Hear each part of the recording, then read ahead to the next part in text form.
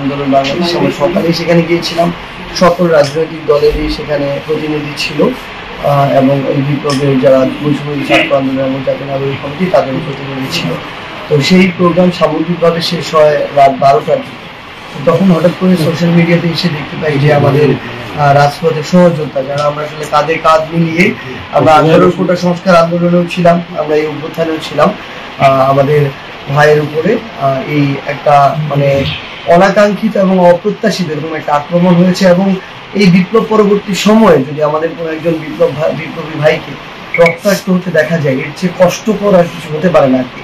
তো সেই ভিডিওগুলো দেখার পরেই কিছুক্ষণ পরে আবার দেখতে পেলাম যে যারা এটা আয়োজন করেছিল প্রোগ্রামটি, জাতীয় বিপ্লবী পরিষদ, তাদের যিনি আহ্বায়ক খমিন ইহসান, উনি একটা পোস্ট দিয়েছেন, যে পোস্টে উনি বলেছেন যে সম্ভবত এটা যে সামগ্রিক পরিকল্পনা এই আক্রমণের, এটার সাথে আমি জড়িত। তো আসলে তার যখন এই কথাটা আমি শুনি তখন আমার মনে হয়েছিল যে মানে এটা সম্ভবত একটা ওহী নাজিল হয়েছে, যে ওহীর আসলে কোনো সম্পৃক্ততা পৃথিবীর কারো পক্ষে আরো সম্ভব না। আপনি ভাইয়ের সাথে কথা বলেও দেখতে পারেন যে এটার বিন্দু মাত্র কোনো সম্পৃক্ততা হওয়ার কোনো সুযোগ আছে কিনা, বা তাদের সাথে আমাদের সম্পর্কের জায়গাগুলো কিরকম।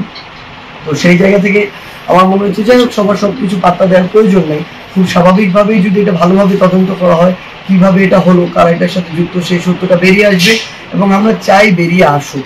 কারণটা হচ্ছে যে এভাবে অনাকাঙ্ক্ষিত ঘটনা আজকে একটা ঘটেছে, কালকে দুইটা ঘটবে, এগুলো তো এভাবে চলতে পারে না। সো এই বিষয়ে আমরা মনে করি প্রশাসনের আরো স্ট্রিক্ট হওয়া প্রয়োজন।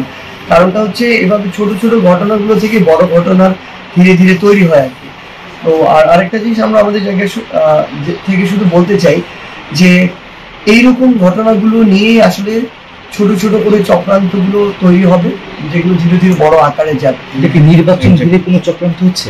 আর দেখুন, এরকম করে স্পেসিফিক সরাসরি বলে দেওয়া যায় না নির্বাচন কেন্দ্রিক কিনা, কিন্তু যখন ওই জাতীয় বিপ্লবী পরিষদের কার্ডে আমরা দেখেছিলাম যে এখানে লেখা আছে জুলাই বিপ্লবী ছাত্র জনতার উদ্যোগে গঠিত প্রথম রাজনৈতিক দল জাতীয় বিপ্লবী পরিষদ, তখন আমার শহীদ পরিবাররা যখন আমাকে জিজ্ঞাসা করে জুলাই ফাউন্ডেশন সাধারণ সম্পাদক হিসেবে তারা সেখানে যাবে কিনা, আমি তাদেরকে স্পষ্ট ভাষায় একটি ভয়েস মেসেজ দিয়ে বলেছিলাম যে দেখুন, আপনারা কেন একটা রাজনৈতিক দলের হয়ে যাবেন? আপনারা তো পুরো বাংলাদেশে, আপনাদের ওই রেসপেক্টের জায়গাটা পুরো বাংলাদেশের মানুষের কাছে আছে।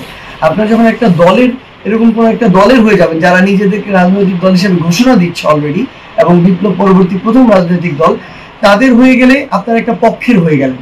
বাকি রাজনৈতিক দলগুলো তখন তাদের জায়গা থেকে মনে করবে যে আপনারা তাদের প্রতিপক্ষ হয়ে যাচ্ছেন। সো আমরা এই আহত যোদ্ধা এবং শহীদ পরিবারের মধ্যে এই বিভাজন চাই না। আপনারা একটা প্ল্যাটফর্মে থাকবেন, আপনারা যে কোনো যদি প্রোগ্রাম করতে চান, আপনাদের দাবি তুলে ধরতে চান, শহীদ মিনারে হোক, সোহরাওয়ার্দী উদ্যানে হোক, যে কোনোখানে হোক, আমরা আমাদের জায়গা থেকে বৈষম্য বিরোধী ছাত্র আন্দোলন হোক, জুলাই শহীদ স্মৃতি ফাউন্ডেশন হোক, আমরা আমাদের জায়গা থেকে সহযোগিতা করব। যেই প্ল্যাটফর্মও এখন আপনাদের জন্য কাজ করে যাচ্ছে বা যে প্ল্যাটফর্মের নেতৃত্বে এই অভ্যুত্থান হয়েছে, তো সেই জায়গা থেকে এটি বলেছিলাম। সম্ভবত এই সূত্র ধরে ওই পরিষদের যিনি আহ্বায়ক খমিন ইহসান, উনি এই কথা বলেছেন।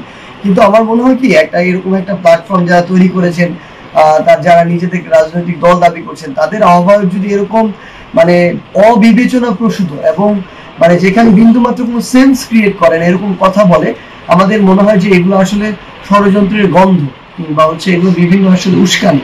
আমরা আমাদের জায়গা থেকে মনে করি যে এই ঘটনাটা একটা সুষ্ঠু তদন্ত হওয়া উচিত। আজকে আমাদের ফারুক ভাইয়ের সাথে হয়েছে, কালকে আমাদের সাথে হবে, অন্য কারোর সাথে হবে। এগুলো বন্ধ হওয়া প্রয়োজন এবং এগুলোর বিচার হওয়া প্রয়োজন। এবং আমরা আমাদের জায়গা থেকে আমাদের ভাই, স্পেশালি আমাদের এই অভ্যুত্থানের একজন গুরুত্বপূর্ণ সহযোদ্ধার সুস্থতা কামনা করি।